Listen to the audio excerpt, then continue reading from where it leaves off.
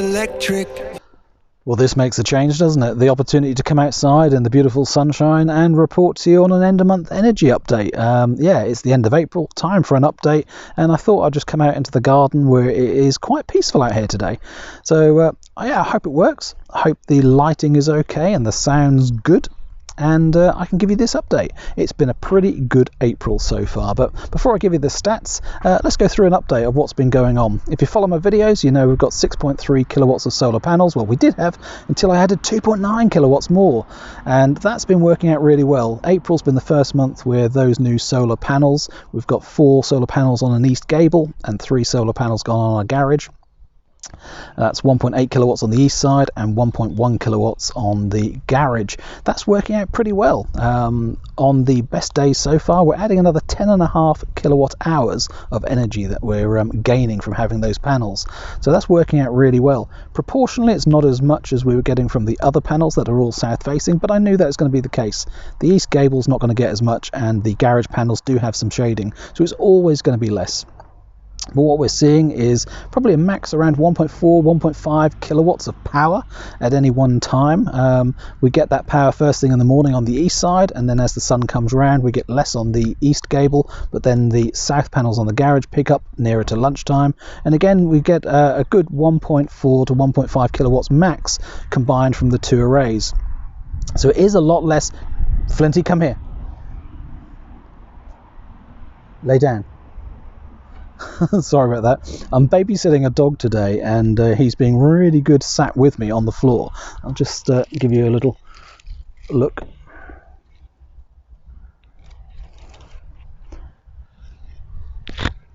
But there are a couple of pheasants in the garden, and the pheasants are feeding off the bird feeder, and so far Flint is being really good and not going to them, so I hope that stays, and I can carry on this video without lurching up and having to grab him. Anyway, so the solar panels have gone really well for us. The home storage battery, though, that's another story. That has not gone very well because I'm still not up and running with that battery, and yeah, I'm caught in the situation that many people are caught in, with installers not having time to come back to you, and parts delays, chip delays, all these sort of things, and I just cannot get the simplest of parts that we need, a cabinet for the batteries, and I cannot get the meters that we need to get this system working. The good news is, obviously, I'm still talking to the installer and the parts are on order, so we're not far away, but even like a cabinet, the right cabinet that I'm looking for has a 10-week delay on it. It's been going on too long already, so to add another couple of months to it is going to be really, really frustrating. The good news is I found some workarounds for it. The problem that I've got where it's not detecting the input... Flinty, come here. Come here. Lay down. The problem that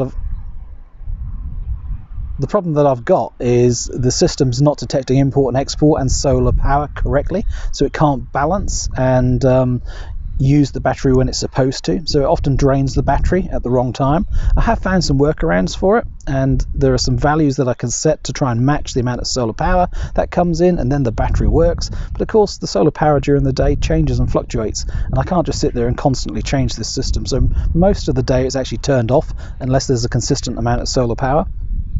But the evening is obviously consistent because there's no solar power, so the battery works well in the evening. I can turn it on and it does run the house overnight. So I'm getting some use from it, but it's just frustrating that I can't use it fully. What I'm really, really pleased about, though, is the capacity of the system, on how little we're using overnight, and when I want to use some energy in the evening for heating or for anything else, there's so much power available. I don't feel limited. I don't feel like I've got to save it at all. And the same again, I'm not conserving the energy in the battery, I'm just using it. I found with a smaller battery I was constantly trying to save the energy in the battery and not actually use it, whereas what you really want to do is use as much of it as you can, because then you get the benefit of it. So anyway, I'm finding the battery really good from that perspective. Hopefully in the next few weeks, next month or so, we'll actually get it fully up and working. I can give you a proper update about how it's working. Home automation wise, we've done a couple of small things here. I've got a motion light, motion detection light we've put in a cupboard. I was watching John Tisbury's video, and the simplest of things makes your life just a little bit better. And I noticed that he was using one. I thought, you know, I don't know why we haven't found yet a good motion sensor light. So I went on a quest, found a really good one on Amazon, a rechargeable battery one that sticks magnetically to the wall or wherever you want it. and they're lasting really well. I haven't recharged it at all since we installed it for the entire month, and it's not looking like, because we don't use the cupboard very much, that it's going to take much recharging. So they came in a 3-pack. I only actually needed one, but I'm sure we'll find a use for the other 2. So that's gone really well. The thing that hasn't, on expanding my home assistant usage, is thermometers. I've been trying to get a smart thermometer and a humidity gauge so I can connect that to Home Assistant, and yeah, I found a really good thermometer, and it was supposed to be easy to connect to Home Assistant. I followed some online advice, and obviously it's quite fatal, isn't it, if you listen to someone online and they tell you how wonderful it is and then you go and try it and it doesn't work. Yeah, I've fallen foul of that.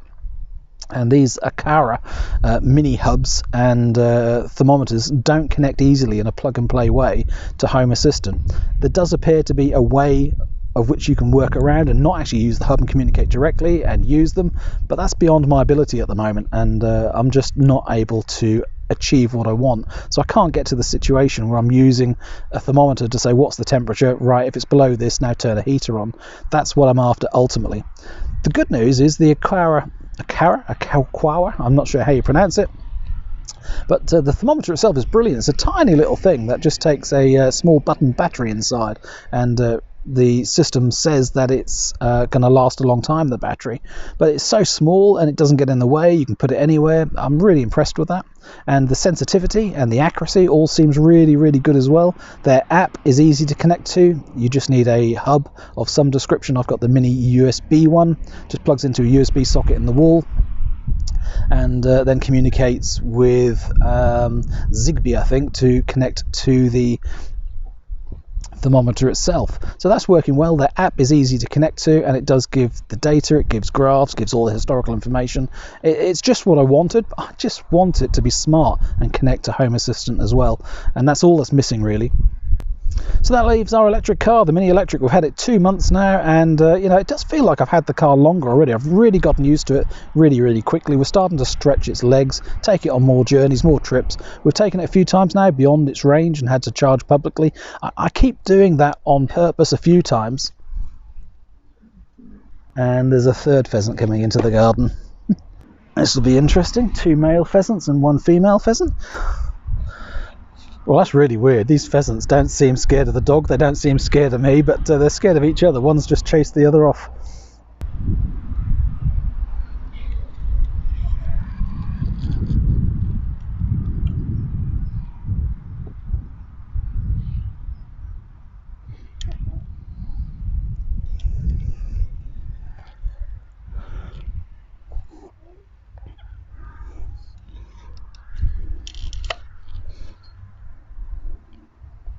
So that just leaves the Mini Electric, our electric car. We've had it 2 months now. We've done 1,500 miles or so in it, and it's going really well. We're taking it on longer journeys beyond its range, having to charge it up on public chargers.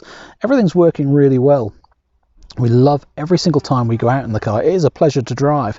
The only little thing that's nagging in the back of my mind is I know how efficient my level 2 was that I had before, and this one's not quite doing the same efficiency. I haven't once had 5 miles per kilowatt hour out of it yet, and yet there are lovely sunny days like today.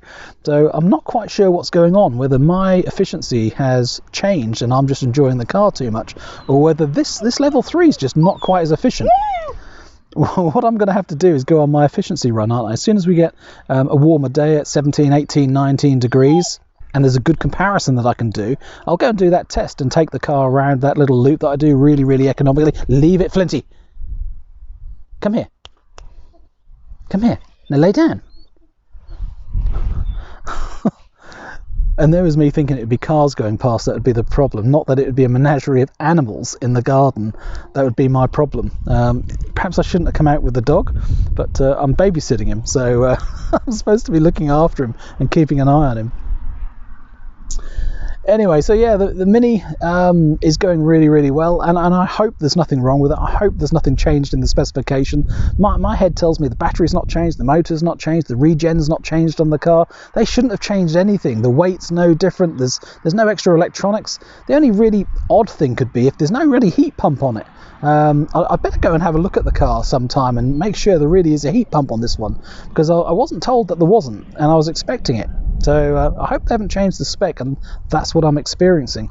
I don't think so. I don't think that's the case, but I can't think of any other reason why the efficiency would be less. Anyway, it's probably just me, and I'll find out, because you know me, I like the data, I like the tests, and I will work out from the data what's going on, and hopefully we'll get some really good efficiency going forwards. But if you're thinking about getting an electric car, don't be put off by a smaller battery EV. They all go as far as each other.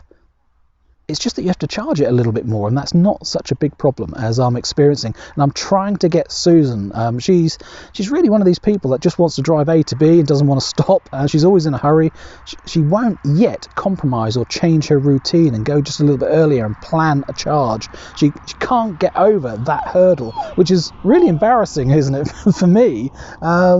Because she ought to. She ought to be able to see what we can do and how we do it. But my priorities and my time scales are very different to hers. And when she goes off to dog shows, etc., she's always leaving very early in the morning and just wants to get there. And it's always in the middle of nowhere. So you have to go somewhere else to get a charge. What I'm trying to encourage her to do is go to a really nice hotel. Take your time, have a nice stopover, and go to a hotel or a bed and breakfast that's got a charger. We went to a wonderful one just last week, Washington Hall Hotel near Lincoln, and that was really, really fantastic. It didn't have chargers. We've recommended that they get some Myenergi Zappi chargers in, but they did have just some 3-pin sockets, and that's all you need. So long as you've got a socket and it's reliable and you can plug into it and keep it plugged in overnight, etc., that really is all you need. You don't need fast chargers. Just before I give you the stats for the month, don't forget to leave a comment below of your stats and of your configuration. Love to hear from you. The more information we share together, the more this community gains. It is great to see that people are gaining from the information in the comments, not just from what I'm sharing on here, on this channel. Right, so here's the stats for the month of April. Hope they've been as good for you as they have for us. It's been pretty good. Starting with generation, so April 22, the far right column is the highest column we've ever had, the highest generation we've ever had, 1104.8 kilowatt hours of generation. So looking at the breakdown and the comparison to previous Aprils, that's 560.1 kilowatt hours from our Solis inverter, 3.9 kilowatts of solar panels, and as you can see, very, very similar to April 2021. 318 kilowatt hours for the Solaredge array, that's 2.4 kilowatts of solar panels, again very, very close to last April as well. And finally our new array, the 4 gable panels and the 3 on the garage roof, 226.7 kilowatt hours, a total 1104.8. I always take a look at this chart as well, the Solaredge comparative chart. It gives a really good comparison to previous months. What I notice from this chart here is that it's actually not that big a rise from March. So 318 kilowatt hours in April. You can see there that the March value was below 300, but not by that much. March was a really good month, but a huge improvement over January and February, obviously. With different inverters and different apps for seeing the data from my different solar arrays, you can see here, this is from Solis. It shows 786.6 kilowatt hours, but that's for both arrays. That's actually for my original 3.9 kilowatt array and the new solar panels I've added. There isn't a graph that I can break the two down, sadly. I can see the individual arrays' data, I can see the raw data, but unfortunately they represent them collectively in the graphs. The Solis app, though, is pretty good at looking at the day-by-day values. This seems really clear, and I like to look at this chart to try and work out what's going on with the data. What I can see in April here is how few days are under 10 kilowatt hours for really dull days. So there's only one. So my 2 Solis arrays only on one day generated under 10 kilowatt hours. 4 extra days are around 10 or just over 10, but all of the rest above 20. I used to look at charts and say how many days above 20, that tell me what a really good day is. Now look how many are above 30. It really does show the extra value of having more solar panels and how your view of whether 20 is good or 30 is good changes because you get used to having more solar energy.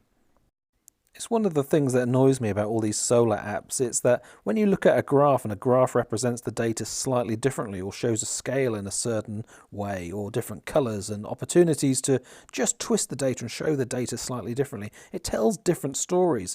And that's what annoys me about all of these apps. They all do different things. So you start to get different analysis and different views of what's going on depending on which view you look at and which app you're actually using. This chart, for example, is very similar to what we just looked at with Solis, but this one's from Home Assistant, and it's showing all of my solar arrays. It's actually looking at the Myenergi data across the internet, so it's looking at that and representing it on a day-by-day basis for solar, and you can see the scale has changed again. But there's no breakdown of the individual arrays. I don't actually have that yet. What I like on the top part of this graph is where it shows blue for the grid usage and purple for the export. So I can see at the start of the month I was still using more grid import, but then I started using the battery more, and obviously the blues disappeared, and we've had a lot more really good sunny days, so I've been exporting a lot more. Talking of export, that's 422 kilowatt hours for the month of April, nearly twice as much as March. And if you look back to 2021, it's more, a lot more than in any other month last year. The only time we've exported more was during lockdown when I wasn't driving the electric car anywhere. So what I can see here is I am definitely exporting more. I'm expecting that because I'm adding more solar panels. I want the luxury of more power than I need, and I'm happy to have an excess, and hopefully one day I'll be selling that and making a profit from it. With export going up, you'd obviously expect that we've got enough solar energy to use, so import from the grid should be coming down. Just 44 kilowatt hours for the month of April. It should be closer to zero, but again, our battery's not fully up and functioning yet, so we're not quite ready to get down to those really, really low levels. 44 kilowatt hours on the Octopus Go Faster tariff, that's just £11.78 for the month. Yep, including the daily standing charge, just £11.78, an average of 9.77 pence per kilowatt hour. Looking at a cost comparison, so January this year was £39.72 for 437 kilowatt hours. February was £32.96 for 279 kilowatt hours. And in March, £24.78 for 190 kilowatt hours, coming down every month, and in April it's come down a huge amount now to just 44 kilowatt hours and £11.78. That's the difference with having the battery working. Data from the Myenergi app is showing 169 kilowatt hours went into hot water and 185 kilowatt hours went through the Zappi to my mini electric. There's something a little odd going on with the Myenergi data because it said 169 kilowatt hours on the previous chart from the app, but on the actual Eddi itself it says 154 kilowatt hours. Normally you'd say, that must be grid usage because the Eddi is only showing you the savings from when you're going from solar.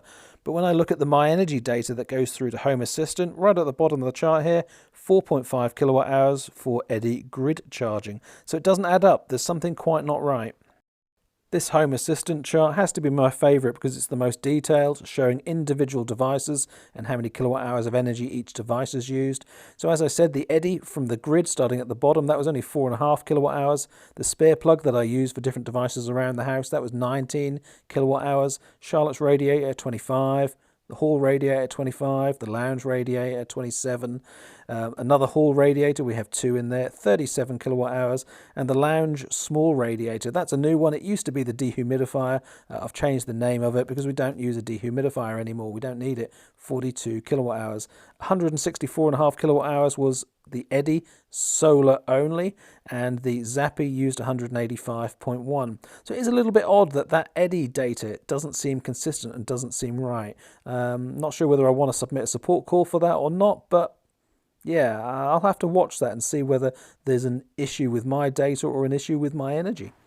So comparing to last month, March on the left, April on the right, that's more car charging through the Zappi in April and also more hot water heating. So we've had more sunshine, more opportunity, but I have used the car some more.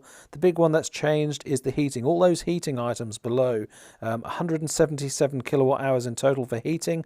This month, last month, it was nearly twice that at 304 kilowatt hours. And the last chart that I'll share with you is from Myenergi, the main summary screen. What I'm taking from this is the consumption, 729 kilowatt hours.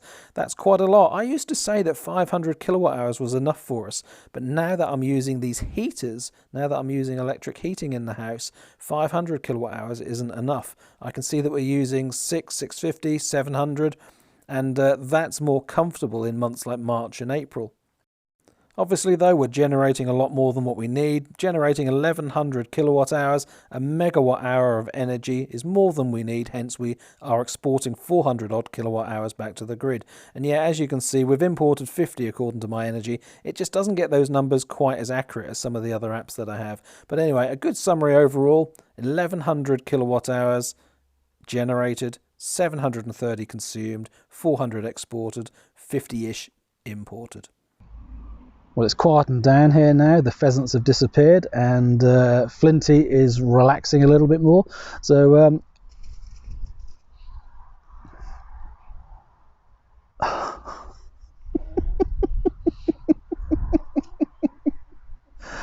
right, well, just as I thought it was all relaxing, we have a little show of affection, if you know what I mean. I can't believe how brazen these pheasants are in front of us. Sorry for all the interruptions. I hope this has entertained you. I have no idea if I'm going to leave all this in, whether it'll be unedited, but hope you enjoyed it. I always enjoy presenting this information, sharing it with you, and hearing whether it's of use to you. I hope it has. I hope it has been useful. But for now, take care. Until the next video. See you soon. Bye for now.